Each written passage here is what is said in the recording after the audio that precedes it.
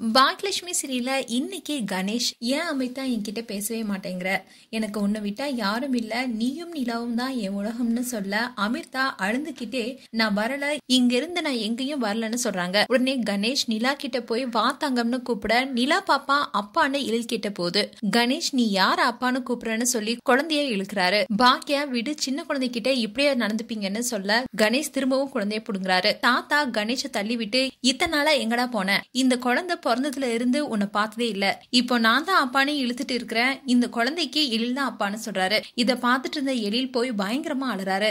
அத பார்த்த கோபி ஏண்டா அழற, திடீர்னு வந்து அவன் கேட்டா உடனே அமிர்தாவையும் குழந்தையும் அனுப்பிடுவோமா, நான் இருக்கண்டா கண்ணான்னு சொல்ல எழில் அப்பான்னு கோபியை கட்டி பிடிச்சு அழறாரு. நிலா பாப்பாவும் அப்பான்னு எழில் கிட்ட வந்து அழாதப்பான்னு சொல்லுது. கணேஷ் அமிதாவையும் நிலாவையும் நான் எப்படி கூட்டிட்டு போகணும்னு எனக்கு தெரியும்னு சொல்லிட்டு குழந்தைய வாங்க போறாரு. கோபி கைய பிடிச்சு குழந்தை மேல கைய வைக்காதனோ, நீ செத்து போயிட்டு தான் நினைச்சு என் பையனை கல்யாணம் பண்ணி ஒரு வருஷமா சந்தோஷமா வாழ்ந்துட்டு இருக்காங்க, அந்த பொண்ணு மனசுல நீ இல்லன்னு சொல்றாரு.